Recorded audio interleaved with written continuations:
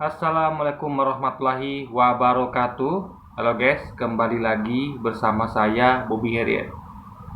Kali ini kita ingin merenung sedikit guys ya. Jadi kita akan bacakan mengenai angka kelaparan ya di Indonesia.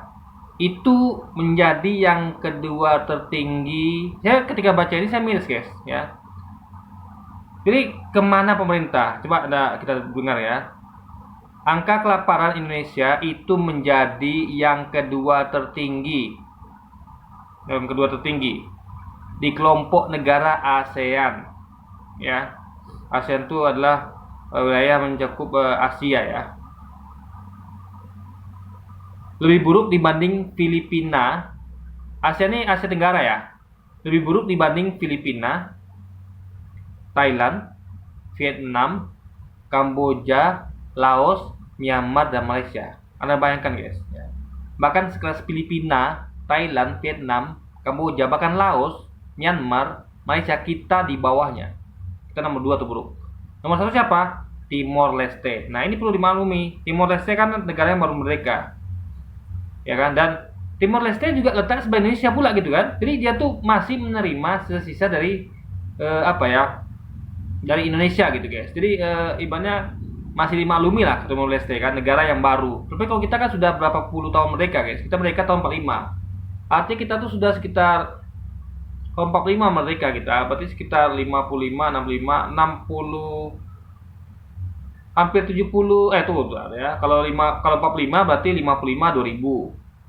55, 65, 75, 78 tahun merdeka guys. Kalau nggak salah ya. Udah 78 tahun merdeka. Kita masih peringkat 2 paling kelaparan tuh ya guys, luar biasa. Jadi bahkan kalau kalau dilihat dari segi manusianya itu kan dari persentase ya kan, dari jumlah penduduk. Kalau jumlah penduduk total maksudnya tuh yang banyaknya orang gitu kan, karena memang kita adalah negara dengan jumlah penduduk banyak di ASEAN. Nah kita tuh yang terbanyak guys. Jadi gini ya. Jadi perkiraan estimasi ya jumlah penduduk ini berdasarkan data ya, basisnya datanya adalah FAO. Ini Badan PBB yang mengurusi ketahanan pangan ya. Jadi rata-rata data per 3 tahun terakhir ya. Jadi kalau tahun ini kan tahun 2002, karena data tahun 2003 keluarnya tahun depan. Jadi kita ngomong tentang 2003 berarti datanya tahun 2002. Karena ini yang terbaru gitu kan. Nah, jadi data tahun 2002 kemarin itu ya, itu adalah rata-rata dari angka kelaparan periode 2010 sampai 2022. Jadi 3 tahun guys, rata-ratanya diambil per 3 tahun. Jadi tiap 3 tahun tuh rata-rata diambil berapa gitu. Nah, jadi jumlahnya Indonesia tuh yang kelaparan itu adalah 16,2 juta orang. 16,2 juta orang. Peringkat 2 Filipina itu 5,9 juta orang. Ini 3 kali lipat guys. Hampir 3 lipat. 5,9 juta ke 16,2 juta tuh hampir 3 kali lipat. Anda bayangkan. Dengan peringkat kedua kita hampir 3 kali lipat yang kelaparan. Ini luar biasa. Ini kalau kita ngomong tentang kelaparan, saya merasakan guys, saya bukan posisi orang nggak mampu beli makanan ya, tapi saya dalam banyak hal saya tuh sering merasakan apa arti lapar, karena saya suka menempa diri saya untuk merasakan hal-hal yang sudah kita alami. Saya sering makan, kadang cuman makan mie bungkus ya, Indomie bungkus itu kadang satu bungkus sehari atau 2 bungkus ya. Itu saya mengalami itu badan lemas guys ya. Lapar, terasa banget lapar gitu, ya kan? Lapar banget. Itu sering saya alami, sering saya lakukan, karena saya tuh kalau soal lapar, saya adalah orang yang sudah pengalaman, yang sudah merasakan. Jadi saya tuh jadi kalau saya ngomong tentang kelaparan, berarti saya punya empati di banyak kan? Saya punya empati, simpati sama orang kelaparan. Kenapa? Karena saya pernah merasakan itu. Dan sampai sekarang saya masih mencoba untuk merasakannya guys. Sampai sekarang gitu, ya. Saya mencoba ya menikmati rasa lapar lah gitu guys. Seperti apa rasa lapar itu. Jadi itu yang dirasakan oleh saudara kita. Ini bagi orang-orang yang mungkin kalau yang ngomong ini adalah pejabat, ya, pemerintahan yang tidak pernah kekurangan, yang tidak pernah mau merasakan lapar dan tidak pernah mau lapar, tidak akan bisa ngomong hal ini. Tapi untuk orang-orang seperti saya, ya, yang apalagi yang lebih lain ini ngomongnya orang yang betul-betul kelaparan, yang betul-betul memang kalau saya kan tidak terpaksa, saya memaksa diri saya untuk mencoba kondisi lapar. Tapi ada orang-orang yang memang dalam kondisi lapar, itu yang lebih berhak ngomong. Seperti apa rasanya lapar itu gitu kan.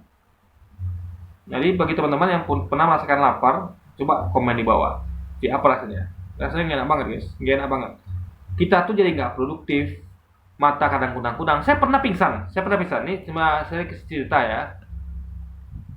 Waktu itu saya memang betul-betul merasakan lapar luar biasa guys. Jadi waktu itu saya kan kebetulan motor ini mogok. Saya butuh motor ini untuk keluar, ada keperluan. Karena saya biasanya kalau untuk jalan-jalan radius kilometer tuh saya pakai motor. Kalau cuma di bawah 1 kilo atau di bawah 2 kilo saya biasanya jalan kaki. Karena saya merasa nggak perlu manja hidup nih kan. Kalau cuma masih bisa jalan dengan kaki, tinggal jalan kaki gitu. Nggak boleh manja gitu kan. Kalau jauh baru saya pakai motor yang betul-betul kalau keluar itu kalau jalan kaki itu makan waktu hampir 1 jam atau setengah jam ya saya pakai motor. Tapi kalau di bawah 1 jam setengah jam saya jalan kaki biar tubuh ini nggak manja gitu kan. Nah, waktu itu saya butuh motor guys karena jalannya cukup jauh. Saya harus pergi. Saya jarang sih pergi keluar gitu kan. Tapi kali ini keperluan jadi harus gitu. Nah saya itu kondisi waktu itu memang kurang makan. Dan saya memang membuat diri saya seperti itu, memaksa diri saya seperti itu. Meskipun saya bisa aja beli makanan bisa. Tapi memang waktu itu saya pengennya begitu guys. Ya, jadi karena memang saya juga punya planning di masa depan. Jadi betul-betul harus melakukan penghematan agar impian saya tercapai gitu kan. Nah, meskipun saya bisa. Jadi kan kita kan mungkin juga menggunakan uang itu kan untuk investasi untuk masa depan. Jadi kita tuh harusnya sambil kita tuh merasakan laparnya orang-orang miskin, kita juga bisa mencapai tujuan hidup kita gitu kan. Jadi ini adalah dua hal yang saya sukai. Kita bisa mempunyai empati kepada orang-orang susah, kita juga bisa mencapai impian kita gitu kan. Nah, jadi waktu itu kalau menurut saya susah hidupnya, itu perlu ngengkol banyak guys. Nah, itu saya kecapean. Nah, maghrib, motor itu kan saya keluarin. Saya kira ini bakal gampang ngengkolnya. Saya keluarin, rupanya susah guys. Akhirnya setelah mencoba sampai ngos-ngosan saya, kira-kira ada ratusan kali engkol nggak hidup, saya putus asa, saya masuk motor. Nah, masuk motor karena begitu udah selesai itu kan saya stop itu kayaknya mata saya kunang-kunang guys. Karena saking lapar gitu kan. Saking laparnya mata saya kunang-kunang, lalu saya tuh saya harus coba masuk ke motor nih. Saya takut nanti jadi apa-apa dari saya karena dia di rumah tinggal sendiri kan. Saya di rumah kan tinggal sendiri kan, di rumah ini saya tinggal sendiri. Saya takut nanti saya tuh jadi apa-apa di saya, motor masih di luar. Kalau saya tergeletak gimana? Motornya hilang. Rumah enggak. Saya maunya posisi saya tuh dalam rumah, posisi itu kunci, sehingga saya tuh bisa istirahat di dengan tenang dengan posisi itu kunci. Karena di rumah ini saya sendiri ada jaga barang-barang saya, guys. Jadi kalau motor udah masuk, pintu saya kunci, saya aman di rumah rebahan, tidur gitu kan, istirahat. Karena saya kayaknya butuh istirahat, karena orang lapar itu nggak boleh, karena nggak ada tenaga juga, ya emang harus istirahat guys gitu. Atau makan sosial. Tapi waktu itu saya belum mau makan, saya memang mau istirahat saja gitu kan. Nah, motor sudah saya masukin, udah masuk motor itu. Tapi apa terjadi ketika saya hendak mengunci pintu, nutup pintu, ya kan?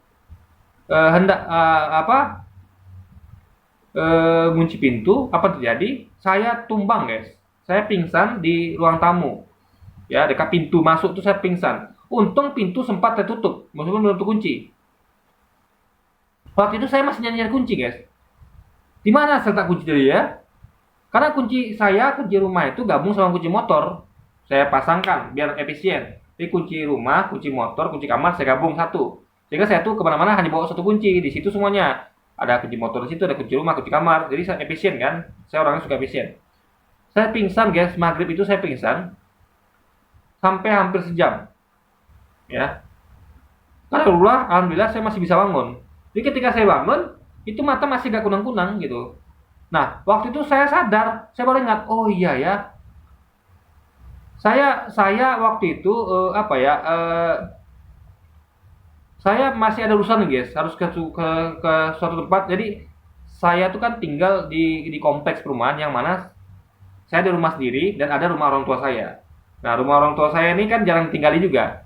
Mereka itu apa namanya? Mereka itu karena jauh di tempat kerja, mereka tuh tinggal di tempat lain. Tapi kadang-kadang mereka pulang. Nah, itu saya karena di rumah ini saya tuh apa ya?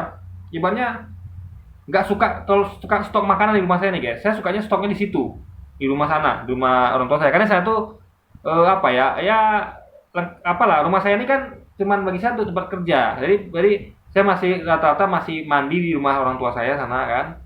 Karena memang apa demi penghematan juga dan segala macam. Jadi rumah saya ini betul-betul hanya tempat untuk kerja aja guys. Kali kalau saya butuh makan, saya butuh mandi, butuh makan mandi, ya saya ke sana gitu. Nah, jadi saya tuh waktu tuh baru ingat stok saya di sini nggak ada, lagi habis, kosong. Saya harus ke rumah sana. Jadi saya tuh ini kayaknya istirahat nggak cukup guys. Ini istirahat kayaknya nggak cukup, ya kan? Nggak cukup istirahat. Harus makan. Nah, tapi kondisi saya kan kunang-kunang gitu kan, kondisi kunang-kunang, mata kunang-kunang. Nah, ini saya coba paksakan jalan kaki ke sana, tapi baru berapa langkah itu saya kayak masa mau tumbang guys. Akhirnya saya ada melihat ibu-ibu nongkrong di depan gitu kan, ibu tetangga ngobrol-ngobrol gitu kan, ibu-ibu itu kan. Kemudian ada kursi. Saya lihat nggak ada tempat lain yang bisa duduk di situ, jadi saya numpang situ. Bu, permisi bu, saya numpang duduk ya. Mata saya kunang-kunang, saya takut tumbang. Kenapa kamu? Kata dia kan. Kamu kenapa? Kenapa bang? Gitu kan. Kenapa pak? Gitu kan. Kenapa? Ada yang udah tua. Kenapa nak? Gitu kan. Gak tahu aja. Tiba-tiba ini mata saya kunang-kunang. Oh, kamu kayak kurang darah. Macam aja analisa mereka gitu kan. Tapi saya katakan enggak bu. Saya cuma ada perlu. Saya cuma butuh duduk aja bentar gitu kan. Intinya adalah ya begitulah guys, intinya begitulah rasa-rasa seperti itu begitu guys, bisa menyebabkan kita tuh kondisi yang makanya saya tuh orang yang boleh bilang kompeten lah. Saya punya saya bisa dikatakan punya punya simpati pada orang-orang yang kelaparan. Sehingga ketika melihat data ini, saya langsung gitu, langsung merasakan gitu bahwa orang-orang yang pernah saya rasakan tuh ada sekitar di Indonesia itu adalah 16,2 juta orang. Nah ini kalau pejabat ngomong ini, ya apalagi pejabat pemerintahan rezim sekarang ini, itu tidak akan pernah merasakan. Bagi dia angka 16,2 juta orang ini adalah itu dikit cuman atau ya aman lah itu gitu kan. Kalau saya tidak, satu orang aja kelaparan guys itu sudah zolim, ya, udah zolim gitu, ya. Jadi Indonesia 16,2 juta orang, Filipina 5,9 juta orang, ya, Vietnam 4,9 juta orang, Thailand 3,7 juta orang. Timor Leste aja dari PK1 itu cuma 0,3 juta orang. Karena dia secara persentase besar, tapi secara jumlah dia kecil, gitu ya. Jadi sebenarnya kalau paling banyak orang kelaparan itu Indonesia, jumlahnya itu adalah 16,2 juta orang. Bahkan kalau digabung semuanya, 10 besar, ya, dari Filipina nomor 2, 10 Timor Leste, itu nggak sampai 10 juta guys. Jadi nggak sampai 15 juta. Jadi 5,9 tambah 4,9 itu sekitar 9 berarti 10,8 juta tambah Thailand berarti sama lah guys, sama hampir sama. Jadi 9 negara yang paling lapar di ASEAN itu dijumlahkan sama dengan Indonesia jumlah guys. Ada bayangkan itu. Jadi jumlah orang kelaparan di 9 negara yang digabung satu itu sama dengan jumlah penduduk lapar Indonesia. Coba. Nah, gini. Saya membayangkan ya, gimana kalau saya jadi presiden, ya kan? Makanya saya kritik keras pemerintah kita sekarang ini. Kenapa? Membangunnya itu kenapa tidak punya empati, simpati? Coba. Ketika contoh membangun patung Soekarno, ya, membangun patung Soekarno, membangun jalan tol, kereta cepat Jakarta Bandung, apalagi, ya, bandara pelabuhan.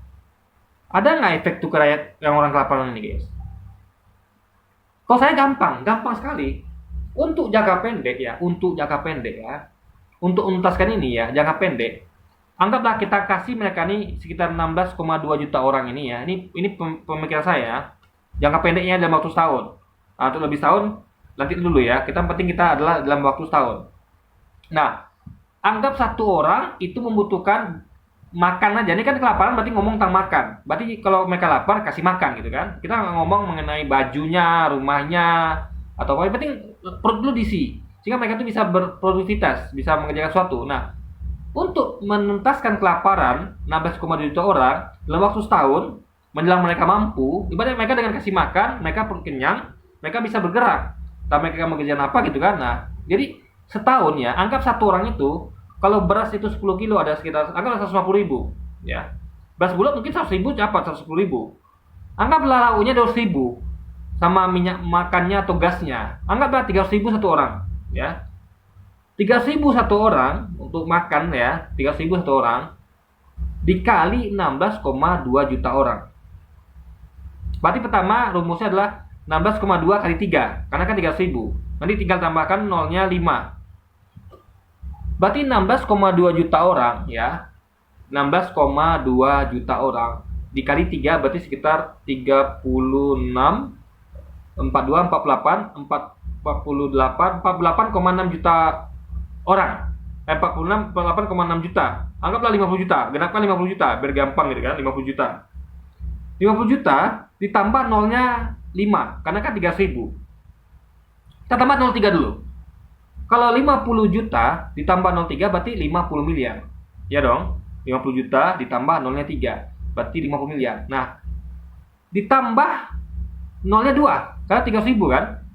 Berarti 50 miliar tambah nolnya 2 berarti sekitar 50 miliar ditambah nolnya 2 berarti 50 miliar, 500 miliar 5.000 miliar alias 5 triliun. Artinya dengan dana 5 triliun bisa untuk menuntaskan kelaparan orang-orang yang kelaparan Indonesia 16,2 juta orang selama setahun penuh. 5 triliun guys, Anda bayangkan coba 5 triliun.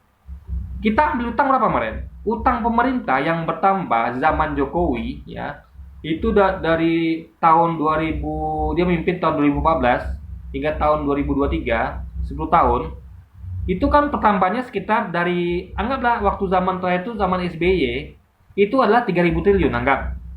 Sekarang sudah hampir 8.000 triliun, 27.000 lebih.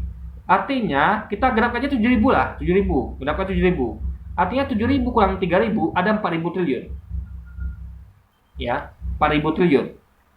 Nggak bisa diambil 5 triliun saja gitu.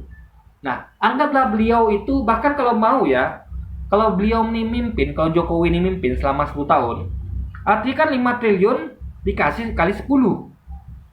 5 triliun kali 10 berapa? 5 triliun kali 10. Artinya adalah 50 triliun. Masa sih dari 4.000 triliun 50 triliun nggak bisa diambil untuk ngasih makan saat 16,2 juta orang yang kelaparan ini. Nah, selama periode itu 10 tahun itu mereka bisa bergerak. Mereka bisa, karena kita yakin orang yang kelaparan ini tidak akan maksimal kerjanya guys, tidak akan bisa mikirnya yang maksimal ya, tidak akan bisa mereka tuh memikirkan bagaimana mereka tuh maju ya, karena mereka tuh kelaparan. Saya merasakan, jadi jangan tuh mikir, saya pernah merasakan kondisi lapar, sering bahkan orang lapar tuh guys, saya tahu ya, jangan tuh mikir bagaimana ke depannya. Untuk berdiri aja mereka nggak sanggup karena mata kunang-kunang. Untuk menuju satu tempat aja berapa langkahnya mereka sudah tumbang. Itu yang orang kelaparan ya. Jadi nggak bisa mereka tuh diharapkan seperti. Jadi Anda tuh ini bukan ngomong lagi tentang pendidikan ya. Baru kelaparannya baru.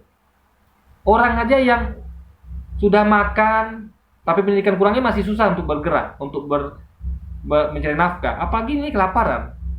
Coba guys, untuk hidup aja mereka susah. Orang kelaparan itu untuk supaya mereka selamatnya susah guys. Nah, masa sih dari 4.000 triliun 5 triliun aja untuk 10 tahun mereka ini dicukupkan makannya 16,2 juta orang ini nggak bisa pemerintah kita coba. Sementara bayar hutang kereta cepat itu ya Jakarta Bandung tuh sampai 100 tahun itu nggak lunas-lunas guys. Hitung, ada pakar menghitung tuh kan. Ini selama 100 tahun lebih nggak akan balik modal ini.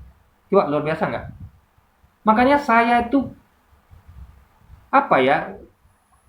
Apa nggak ada pemimpin yang bisa mengatasi ini gitu loh? Padahal solusinya simple untuk jangka pendek ya. Ini jangka pendek ya.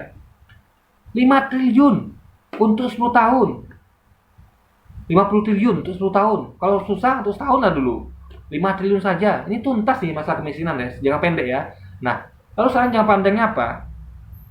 Mau nggak mau, suka nggak suka, kita harus ya buka lahan. Di Indonesia ini berapa luas negara kita ya, banyak tempat-tempat kosong, Kalimantan, Sulawesi, Papua segala macam.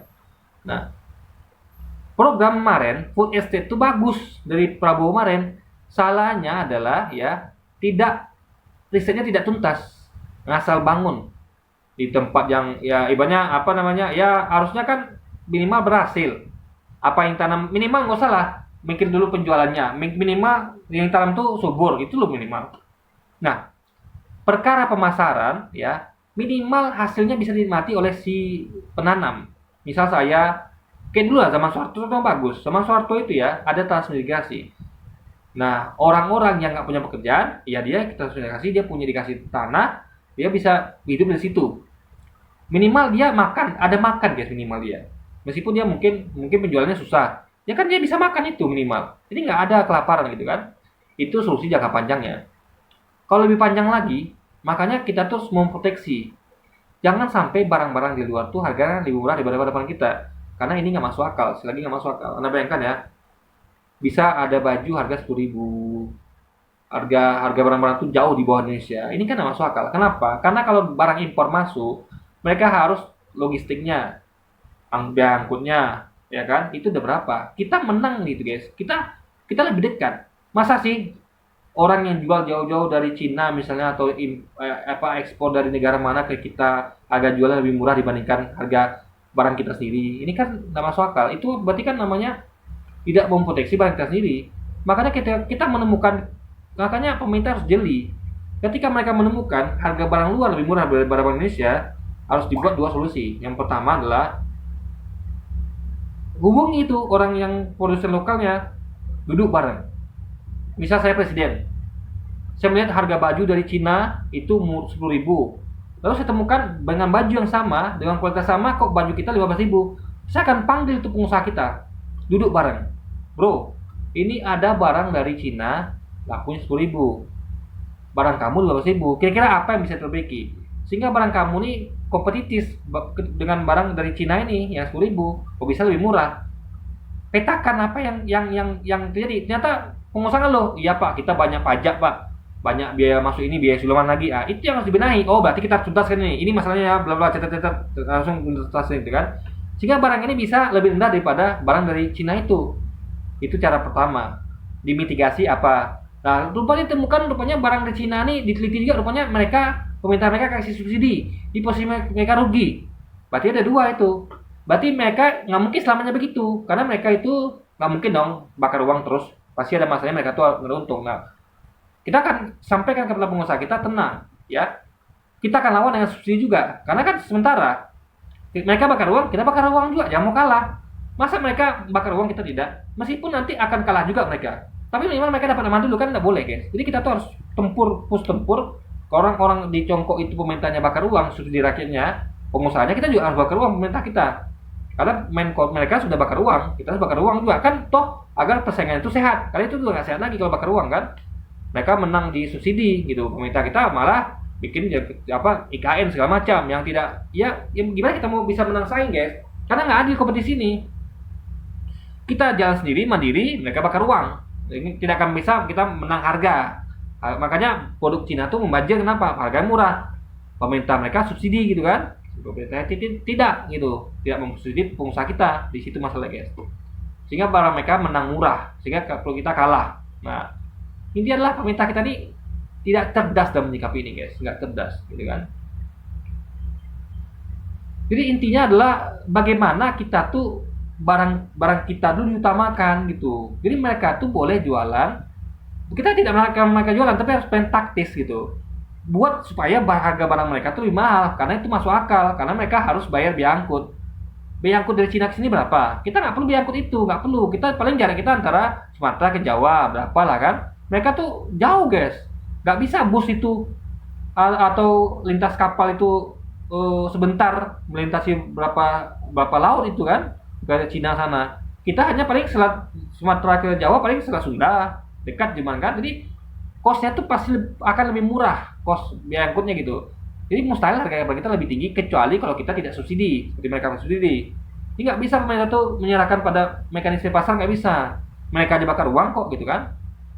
Intinya adalah lawan bakar uang itu. Kalau mereka bakar uang, kita bakar uang juga. Subsidi tuh pengusaha Indonesia. Duduk bareng. Ya, ada lagi nggak bisa diakali nih sebelum kita bakar uang, pemerintah kita bakar uang. Oh, mungkin pengusahanya nggak efisien. Dia mungkin perusahaannya boros gitu kan. Makanya kita harus duduk bersama pemerintah sini dengan pengusaha sehingga akhirnya nanti kita mau usaha apa saja itu laku di Indonesia nih guys. Barang kita laku dibanding orang luar. Barang luar laku hanya kalau PSCC. Misalnya gini, ada barang kita sama barang luar, ya kan? Anggaplah kayak motor atau baju lah. Baju kita sama dia dengan bahannya sama, baju dia lebih mahal, ya kan? Nah, orang beli baju dia karena merek, oke, kita masih bisa terima. Tapi orang beli barang dia bukan karena merek, itu kita bisa terima. Artinya pemerintah kita kalah dalam perang, ya, kalah dalam perang. Karena pemerintah kita tidak mau mensubsidi atau pemerintah kita gagal dalam memitigasi kenapa nggak efisien misalnya.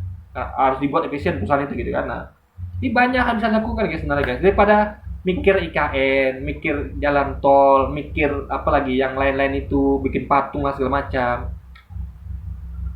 Harus mereka berpikir, adakah pembangunan yang bakal dilakukan ini akan menghilangkan atau menghilangkan orang lapar ini, 16 juta orang ini? Apakah pinjaman hutang ini akan menghilangkan atau bahkan mengurangi atau bahkan menghilangkan 16 juta orang lapar ini? Itu yang harus dipikirkan pemerintah gitu loh. Bukan kemegahan. Oh, Indonesia hebat bisa bangun jalan tol ratusan kilometer, bangun patung Soekarno, bangun ini itu. Tapi rakyat miskinnya rakyat lapar 16 juta orang. Coba. Penting mana per rakyat lapar dibandingkan patung Soekarno itu? Lebih penting mana orang lapar dibandingkan jalan tol itu, dibandingkan IKN? Lebih mana? Saya kalau jadi presiden guys, saya singkirkan itu semua. Saya akan katakan ya, buang itu IKN, buang itu patung-patung segala macam yang nggak ada guna itu. Hutang-hutang kalau mau hutang ya, bisa nggak ini hutang ini menuntaskan 16 juta, 2 juta orang lapar? Kalau nggak usah minjam-minjam. Gitu guys. Itu baru namanya pemimpin pro rakyat ya. Karena rakyat itu kalau kita nggak kelaparan, itu rakyat itu nggak terlalu ini. Maksudnya dia tuh masih bisa lah ketawa-ketawa, senyum. Tapi kebanyakan orang lapar ini guys, ya. Jangan tuh ketawa atau senyum. Untuk mereka berdiri nggak bisa. Mereka akan pingsan, mereka akan tumbang, mata kunang-kunang guys. Karena rasa lapar yang mendera. Dan saya sering merasakan itu. Jadi saya tahu betul gitu kan. Nah ini bagi kita adalah suatu pelajaran. Milih pemimpin itu adalah jangan seperti ini ya. Kalau nanti Anda lihat pemimpinnya itu mulai kayak gitu lagi ya, IKN lagi, jalan tol lagi, nambah hutang lagi, tapi ini angka tidak berkurang, artinya itu harus kita ada berpikir lagi. Kok pemimpin ini yang pilihkan? Bahkan kalau itu Anies sekalipun, kalau Pak Anies nanti nggak bisa juga mengurangi ini, karena dia apa kita satunya sekarang untuk perubahan, ya kan? Maka ya berarti kita telah gagal dalam memilih pemimpin. Nah, maka saya sampai berpikir kalau terjadi lagi, saya yang bukan siapa-siapa ini, saya lebih pantas memimpin Indonesia. Saya saja yang bukan siapa-siapa, saya lebih pantas. Kenapa? Minimal saya punya planning. Saya tahu apa yang harus dilakukan untuk menuntaskan kemiskinan ini. Saya tahu, ya. Saya nggak tahu tuh bagaimana bangun IKN, saya nggak paham. Bagaimana cara bangun IKN, bagaimana cara saya bangun cara bangun tol, cara saya bangun pelabuhan, saya nggak apa-apa. Toh saya bisa merekrut orang-orang yang ahli bidangnya, menteri yang ngurus bangun itu kan. Tapi saya membutuhkan adalah visi saya untuk menuntaskan ini guys, 16,2 juta orang miskin ini, yang kelaparan ini. Ya, saya bisa fokus di situ, sementara untuk bidang lain saya serahkan pada menteri saya. Jadi ketika menteri saya nanyakan tentang ini, saya katakan urus sendiri. Saya mau tahu, penting kamu kalau mau bantu saya untuk menuntaskan ini. Nah, saya akan mempekerjakan menteri khusus untuk menangani ini. Target saya 5 tahun, ini orang ini nggak ada lagi. Orang-orang kelaparan ini 16 juta orang ini nggak ada lagi. Walaupun ada itu hanyalah karena miss, jadi karena kelalaian. Dalam artian bukan kelalaian bukan disengaja, tapi memang data yang miss lah gitu ya. Sebenarnya kita tuh udah berusaha cek nih mana lagi orang lapar, tapi ternyata masih ada. Nggak kita sengaja, itu baru itu masih bisa dimaafkan. Tapi kalau kita tahu ada data begini, artinya kan 16 juta itu banyak. Masa sih nggak bisa dalam waktu 10 tahun Jokowi nggak bisa dihilangkan atau minimal dikurangi? Kan solusinya gampang. 50 triliun untuk 10 tahun. 5 triliun untuk 1 tahun. Masa sih nggak ada dananya? Ya kan? APBN Indonesia itu 2000 triliun. Masa sih nggak bisa disisihkan setahun tuh 5 triliun saja untuk hal ini? Coba. Ya kan? Nah, ini sangat disayangkan sekali, guys. Ya. Dan ini kan masalah data ya, tinggal mutakhirkan data, dicari siapa orang yang 16,2 juta orang ini dan diserahkan bantuan kepada mereka. Dan ketika terjadi, yakinlah saya, ini data ini akan hilang. Tidak akan ada lagi data orang 16,2 juta orang kelaparan karena kita punya uangnya. APBN kita 2000 triliun ya, APBN kita. Masa 5 triliun aja sisihkan tuh tahun nggak bisa untuk orang-orang ini? Coba 5 triliun, guys, kita hitung nanti kan ya, 16,2 juta orang dikali 300.000. Karena untuk makan itu kan 300.000 cukup itu sama minum sekalian, ya kan? Karena orang-orang lapar ini nggak harap makan mewah, guys. Ya, saya aja ya, bagi saya sudah nikmat makan. Saya udah pernah buat video kan, bagaimana tips untuk berhemat. Saya pernah buat video makan nasi ya, nasi doang, nasi putih, pakai tahu yang 500 perak, guys. Tahu 500 perak yang lurus gini digoreng itu atau direbus, bagi saya udah cukup dimakan. Udah kenyang, alhamdulillah. Gak perlu rasa tuh begitu penting, ya. Asal nggak makan nasi putih aja. Makan nasi putih pun ya kalau yang lapar bisa. Meskipun bagi saya nggak begitu saya kalau terpaksa bisa. Tapi kalau saya mau milih ya, saya minimal ada tahu lah. Yang paling murah tuh tahu, guys, yang 500 perak itu. Nah, nggak bagi orang kelaparan ini nggak neko-neko kok harapan mereka. Kasihnya mereka beras, tahu sudah cukup itu. Sayur bisa mereka cari di mana-mana, di pekarangan rumah mereka atau di lahan ini banyak, guys. Sayur kangkung banyak tuh di rumah saya, sampai rumah saya sayur kangkung. Saya makan pakai itu, ya kan? Cabut, masak pakai mie. Enak, guys, mantap. Udah kenyang itu kan. Dibanyakin sayur kangkungnya. Sebenarnya gampang sih masalah kelaparan nih. Hanya nyisikan 5 triliun saja setahun dan 50 triliun dalam waktu 10 tahun. Jadi kalau saya nih, saya mimpin nih, kalau saya jadi presiden, misal saya target kira-kira dipastikan 5 tahun ke depan, saya akan langsung ketok palu. Pertama saya jadi presiden, pertama ketok palu, sisihkan APBN 50 triliun untuk 5 tahun kepemimpinan saya. Inilah untuk nanti mengcover orang-orang yang kelaparan. Jadi data ini akan ada lagi, tidak akan ada. 10 tahun itu tidak akan ada datanya, tidak akan ada, guys, 10 tahun. Karena kenapa? Udah ada uangnya 50 triliun untuk beli makan untuk mereka, makan minum untuk mereka gitu loh. Data ini langsung hilang. Ya kan? Hilang sudah tadi, guys. Nah, tinggal pemerintah memikirkan bagaimana jangka panjangnya supaya data ini hilang permanen, bukan hilang sementara. Karena kalau cuma mainnya begitu, dikasih 50 triliun dalam waktu 5 tahun, ya kan? 50 triliun kan 10 tahun. Kalau 25 triliun sama 5 tahun, nanti kan kalau nggak dikasih lagi timbul lagi. Nah, makanya yang penting yang jangka pendek selesai, tinggal jangka panjangnya. Jangan nggak tunda sama sekali, jangan gitu. Ini angka ini kalau saya pengennya lihat angka ini nggak ada, guys. Yang kan 16,2 juta orang, satu orangnya itu kalau ada pernah merasakan lapar ya, Anda tidak akan rela, tidak akan ridho, nah, guys. Karena juga dalam Islam itu diajarkan, ketika Anda tahu ada keluarga tetangga Anda kelaparan, ya, Anda bisa tidurnya, ya Anda dosa Anda besar, guys. Ketika Anda tahu nih ada tetangga Anda kelaparan, Anda sebenarnya mampu, lalu Anda biarkan, ya, Anda itu berdosa, guys. Nah, apalagi nih skopnya pemerintah. Ya, yang punya kekuasaan, yang tanggung jawab. Kita aja yang orang biasa dikasih tanggung jawab sama Allah kan, untuk kalau ada tetangga kelaparan kita nggak boleh diam saja. Nah, ini pemerintah yang memang tanggung jawabnya memang fix, yang jelas memang dia bertanggung jawab karena dia digaji pula gitu kan. Kalau kita kan nggak digaji, tapi kita nggak digaji ini dikasih tanggung jawab sama Allah, sama Tuhan itu untuk memperhatikan tetangga kita kelaparan. Ini pemerintah loh, digaji dari rakyat. Yang kaya-kaya itu menggaji mereka, yang menengah, maka miskin pun tidak juga pajaknya kan. Itu tidak, tanggung jawabnya lebih besar lagi. Bagaimana bisa pemerintah kita tidur nyenyak, bangun IKN, bangun jalan tol, patung jalan tol, meresmikan ini itu, sementara dia tahu ada 16,2 juta orang kelaparan di Indonesia di bawah pemimpinnya. Luar biasa zolimnya kan. Padahal hanya butuh 5 triliun per tahun atau 50 triliun untuk waktu 10 tahun kepemimpinannya. Tapi tidak dilakukan. Makanya kita berharap nanti pemimpin kedepannya bisa mengatasi ini, ya kan?